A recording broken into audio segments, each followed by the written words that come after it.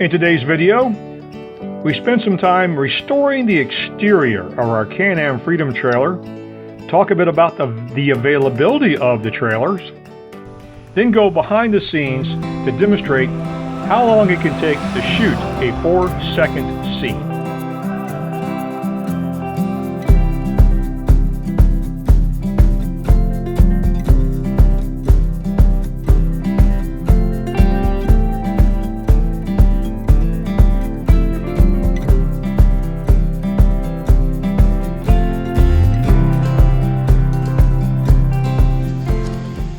Our neighbor and friend took care of our home, or looked after things while we were gone, to including our pet parrot.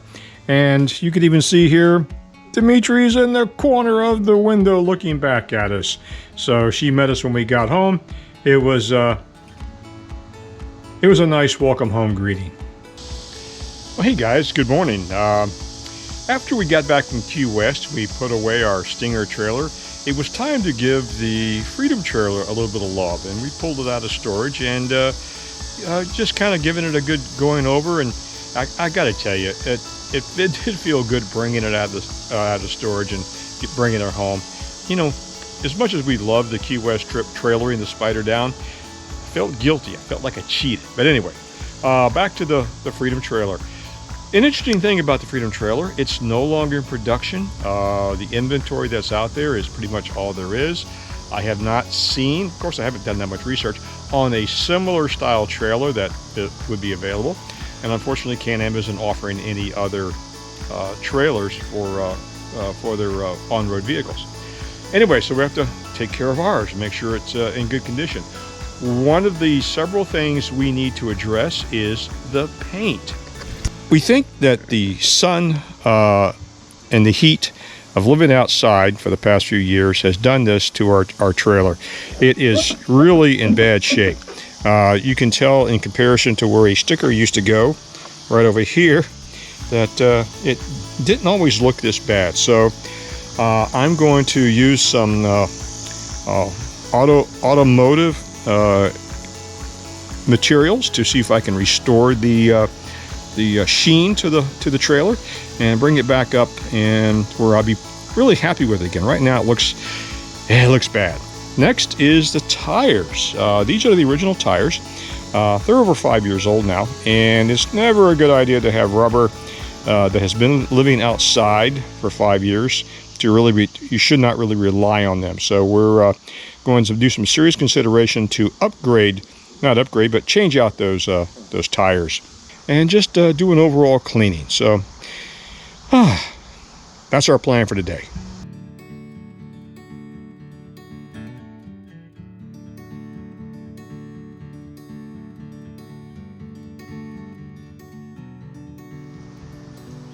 So here we have progress report. This side has not been touched. This side is spent several hours trying to work on the technique, and it's back looking pretty good. It's not the brand new status, but it's no complaints. Well, much improved. It's still not perfect, but at least it's clean and it's respectable, and it's a little glossy.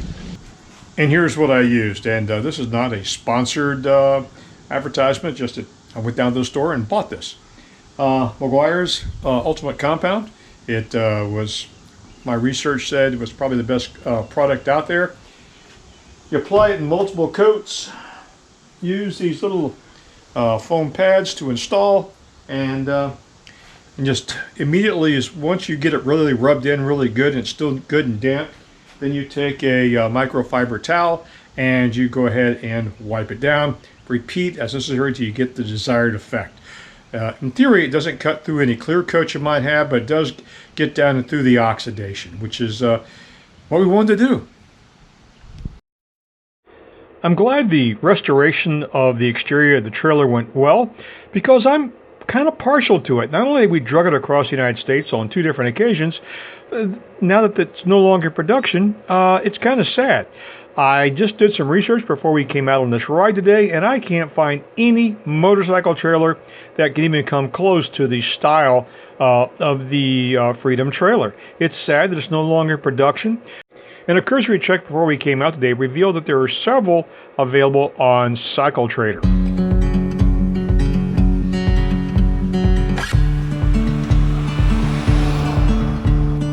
So I'm getting set up to do a simple drive-by shot to be used as a scene transition or to use in other parts of our video. And the amount of time and energy it goes to do a simple drive-by shot that lasts just a few seconds is significant. It takes a little planning. You got to look at the roads to figure out where you're going to make all your turns, where you're going to plot the camera down, and then you have to go back, turn the camera on, go drive by, go pick up the camera, come back. And anyway, it's a very time-consuming effort. And I'm going to show you what what's involved with just getting that few seconds of usable footage. So I went to Google Earth and I found found an area that would be perfect. It's a little high altitude overcast, so that's going to be fine for our objective today. And here is where I'm going to set the camera up.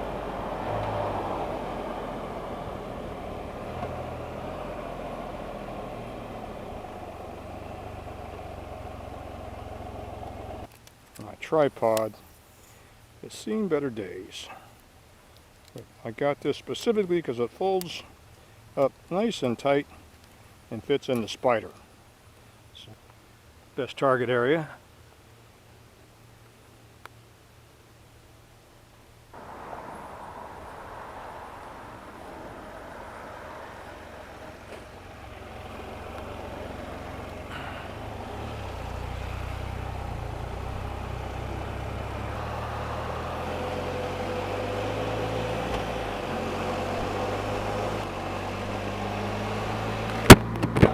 Make sure I look all cool.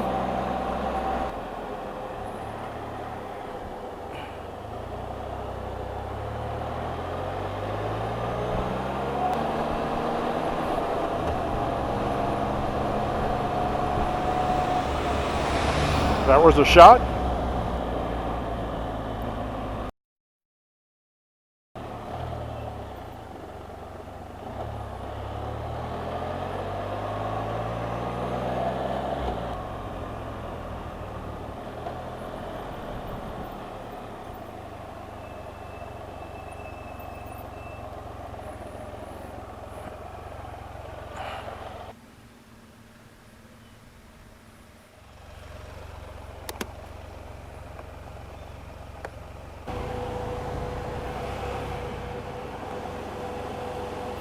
So that entire process took about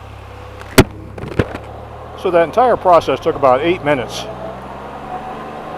just to get maybe 4 seconds of usable footage, 4 or 5. We'll see.